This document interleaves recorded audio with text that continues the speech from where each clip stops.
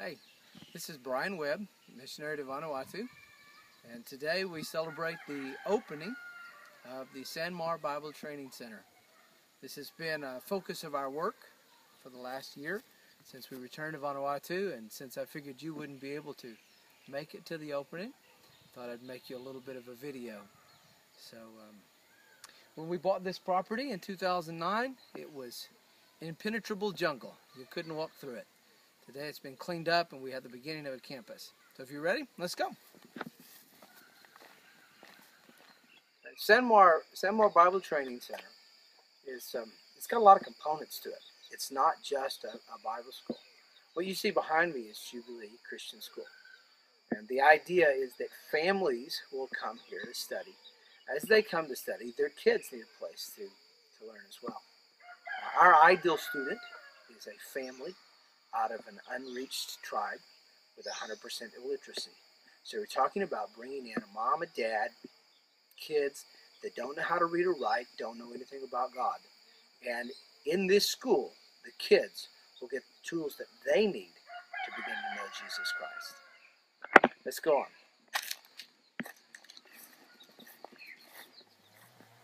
What you see behind me is one of our married student housing quads.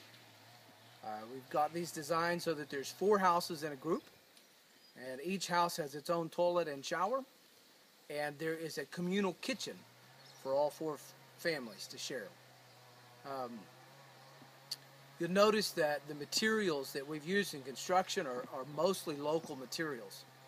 We're trying to create something that's reproducible, that a family could go back to their village and build. It's a reasonable thing that they could do themselves. This unit is called the Sa unit. The Sa people, it's a tribe on the southern part of Pentecost. It's one of the focuses of our ministry. It's one of the remaining unreached tribes in Vanuatu. And what we're believing God for is that the students who train and who live here in the Sa unit will be called by the Holy Spirit to go and plant churches among the Sa people. So as you think about us and as you pray with us along those lines. We're going to take you and walk you through one of the houses so you can see what it's like. This house behind me is 12 by 24 feet. It's about the size of 2 small American bedrooms. It's designed for a family of 4, mom and dad, 2 kids. A little bit different than American standards, but what you need to remember is that the house behind me is a significant improvement over the normal living standards of Vanuatu. Come inside and look at this big house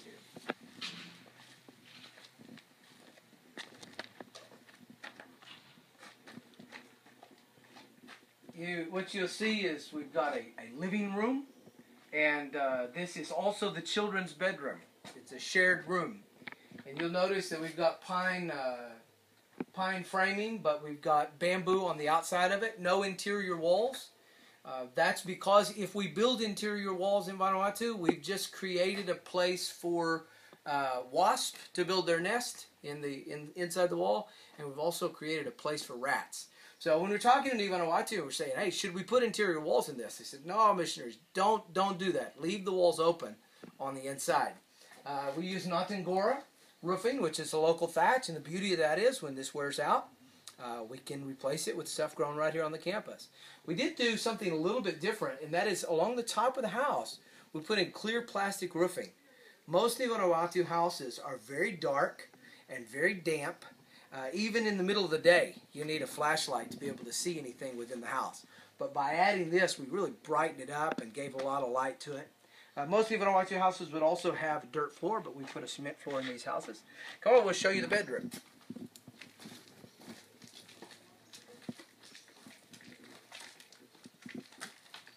So this is Mom and Dad's room, and not much to it.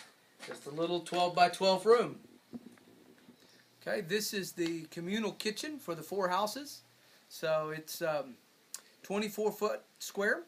Each mother will have 1 corner, and that corner will have a wood-burning stove in it and a couple of countertops so that she can prepare meals. It's pretty basic and simple.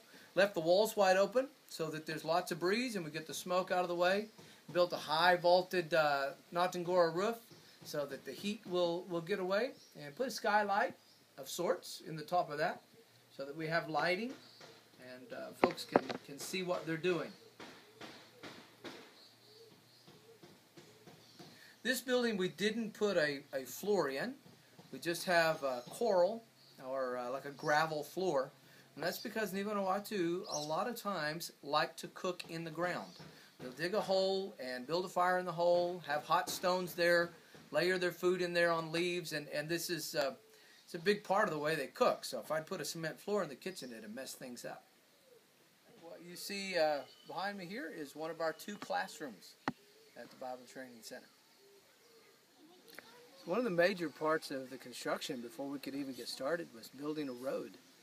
We had some roads from World War II that are on the property. You're looking up one of them right now.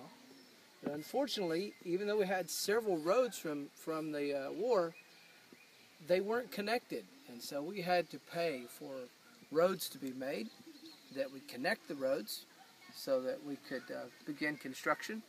Another thing that you really can't see that required a lot of work is a well. And we now have water on the campus. And we had to drill a well that was over 100 meters deep.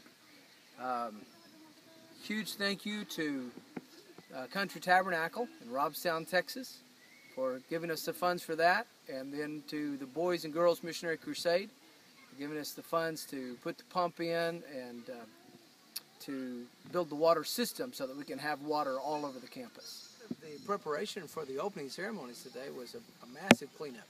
We had a lot of church people here cleaning the yard and making things look nice. And right in front of the chapel, we've got kind of an eyesore. We've got an old tiller sitting here. And I said to him over and over, let's get that tiller and that wheelbarrow out of the way. But there was something very, very important here. Pastor Peter has got a chicken that has got some eggs here. And so even though it's going to be an eyesore right in the middle of the opening, couldn't move the tiller, couldn't move the wheelbarrow, got to let those chickens hatch. What you see behind me is the J. Dillard Memorial Chapel. This is the center of the campus. We're believing it will be the spiritual center as well, a place where students' lives will be transformed by the power of the Holy Spirit, and they'll be equipped for ministry. This chapel, the funds for this chapel were provided by Lou Ann Dillard in memory of Jay, and also by First Assembly of God in North Little Rock. I need to say a huge thank you as well to Oasis New Life Center in Rockhampton, Australia, for coming and hanging the rafters on it for us. Well, this is the outside. We'll give you a little bit of peek of the inside here in just a second. This is the inside of the chapel. Our objective was to have a light, airy building. So we have 1 meter walls, and then it's open. Of course, it's all decorated today in preparation for the opening. The posts that you see in the center and around the exterior are teak. Extremely valuable, and we couldn't have had that quality of a wood without a generous donation from Chief John Tari, Nambualu. Hope I'm not making you motion sick. We also had the Nottingora roofing here. Just like on the houses, the entire campus is Nottingora roofing. And the idea, of course, is that it is a replaceable roofing material. Did the same thing, put the clear plastic panels at the top so that even without any artificial lighting, there's lots of natural light in the chapel. And big, beautiful building. Believing God to do great things here.